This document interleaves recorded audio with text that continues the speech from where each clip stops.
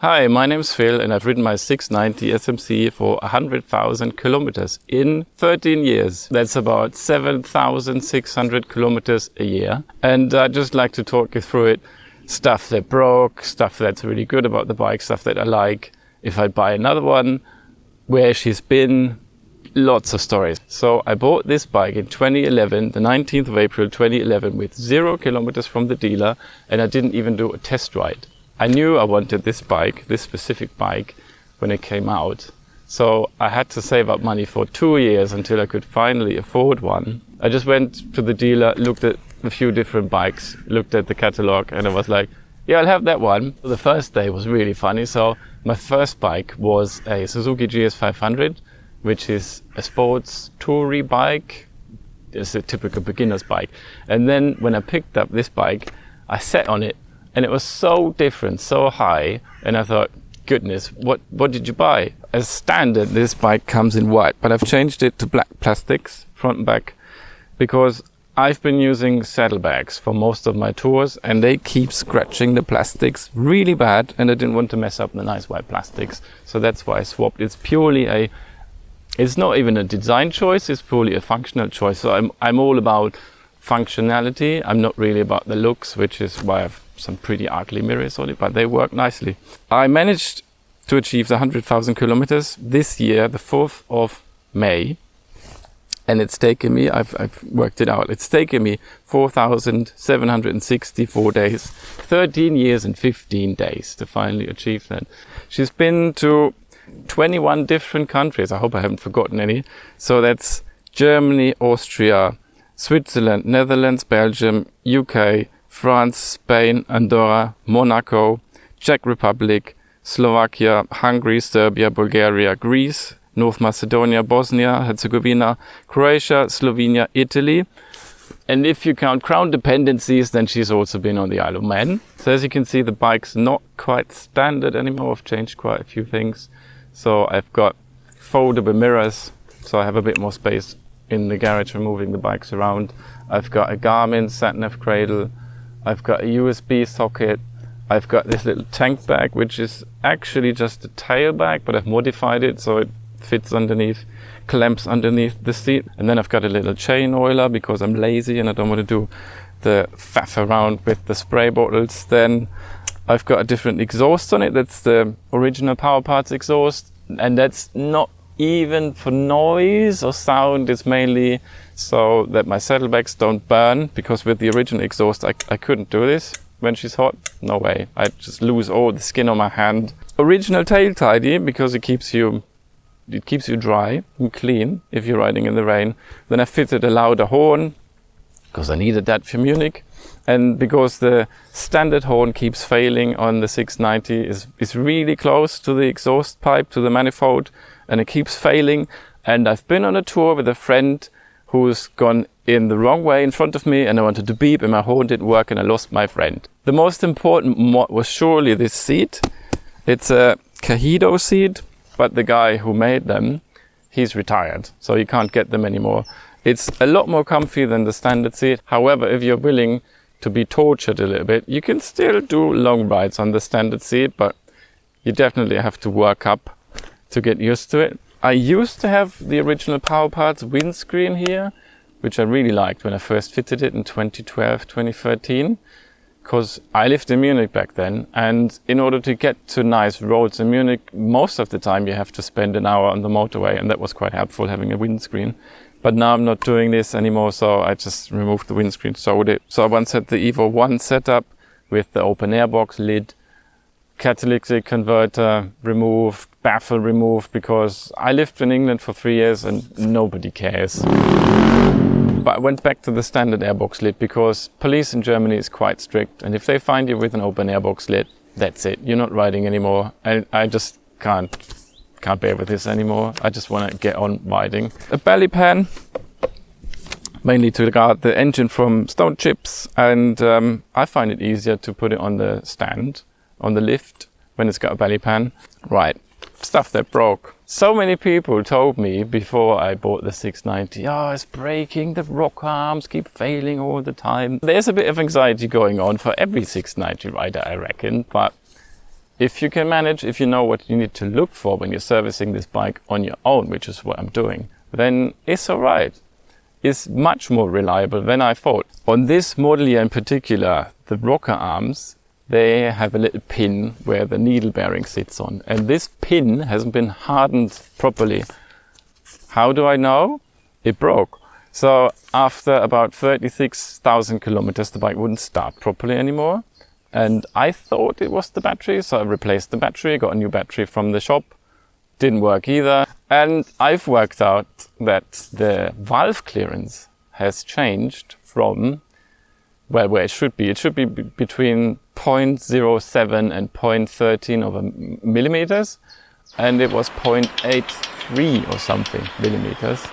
And if that happens on the exhaust valve, then your decompression mechanism doesn't work anymore. So I had to replace the rocker arm on the exhaust side at 36,000 kilometers, and that was 70 euros back then. They've become lots more expensive. I'll talk about that in a minute.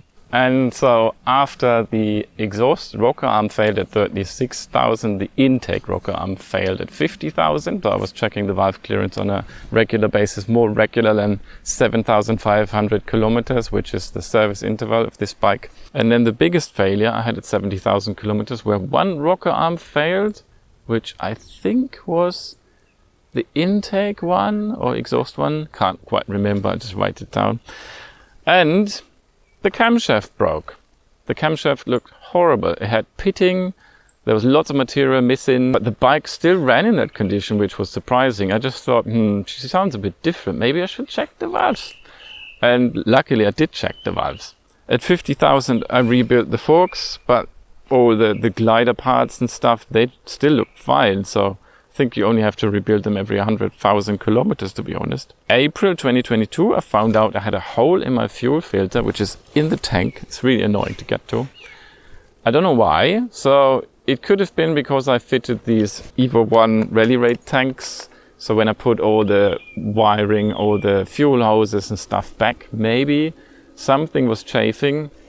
When I changed the fuel filter, that was around the 80 or 90,000 kilometers mark. But I guess that the hole's been in there for quite a lot longer, because I did have a problem with knocking, especially when I used an open air box, and I just couldn't work out why, but I guess it was because it was running lean. So stuff that you might be surprised about, which I'm surprised about too. It's still got the first clutch, it's still got the first piston, it's still got the first fuel pump. Also, I've never ever touched, cleaned, re-greased the linkage. It probably needs a re-grease and a clean.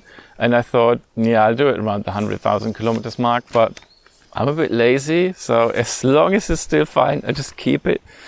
Speaking of which, I also thought when I reached the 100,000 kilometers, I'll take this bike to Micha from Pirate Racing, because he's got a history in rebuilding KTM engines. So I thought it might be worth looking at. But I think it was last year where he's had another 690 with more mileage, and he said it was completely unnecessary opening the engine because pretty much all parts except for one or two were still in spec. So these engines are a lot more reliable than many people say. I've mentioned the parts prices. So when I first rebuilt the engine, I had to swap out the camshaft, I had to replace the rocker arms, and I've replaced the timing chain just to be sure. And that cost me about 300 euros. So back then, in 2017, the camshaft was 166 euros. Now it's 298 euros. Rocker arms in 2013, they used to be 70 euros, and I've checked yesterday. Now they're 151 each. So if your rockers go, that's 300 euros just in parts. Why did I buy this bike? Well, I like the looks of it. Even today, and back then I just wanted something completely different. I just wanted a lighter bike, a more nimble bike, and these are still things I like about the bike today. This one is 140 kilos dry, which is 7 kilos lighter than the current 690s. For me, it's got enough power. It's got 64 or 65 horsepower. Well, probably not anymore. I've never put it on a dyno, so I don't know. And it's so versatile. these saddlebags that I've used, it just turns it into a nice touring bike. You can take it green laning, you can take it round the track. So for me, it's a do-it-all bike. It's very easy to maintain. So I haven't mentioned that yet. When this bike was out of warranty, I decided I'm going to do all the maintenance myself, because I wasn't really happy with the money spent at the dealerships, and they also messed up quite a few things. I'd rather do it myself, so I know who's to blame, and I only have to be angry about myself, which I prefer. Bad things. So the rocker arms, they are still a bit of a problem. You just have to punch that pin quite a few times, 3 or 4 times, so making sure that the pin can't move around. And these rocker arms, which are in the bike now, I've ridden for 30,000 kilometers, and they're still fine. To sum things up, would I buy this bike again? Yes. And that's exactly what I did. I didn't buy this specific bike again, but I bought the 2020 690 SMC-R, the Euro 4 version, for 2 reasons. One is the newer ones got ABS and traction control. The main reason is that we could have a bike that we could share on trips. If we go in the car and one's on the bike, then we can just swap around as we like. And it wouldn't have worked on this one because it's just too high. And it puts me in a bit of a dilemma because I'm not sure what to do with this bike, because I've got 2 now. And the newer one has got 10 horsepower more and quite a few more bangs and whistles. It's nice to have 2, I reckon. So yeah, still undecided about that. So would I recommend a 690, a Euro 3 690? Yeah, definitely. If you're not completely mechanically incapable, then you should definitely service on your own. I started just using the maintenance manual, the workshop manual, and using lots of Google, lots of YouTube, and you just get to know your bike, make it yours, learn what can break, how to fix it, what are the niggles, and you're good to go on long trips. I did a Euro tour, 5,000 kilometers. I did a shorter Euro tour with my wife, about 4,000 kilometers. A Spain tour, 3,600 kilometers. And I recently got back from the Balkan tour, which is about 4,400 kilometers. It's done everything fine.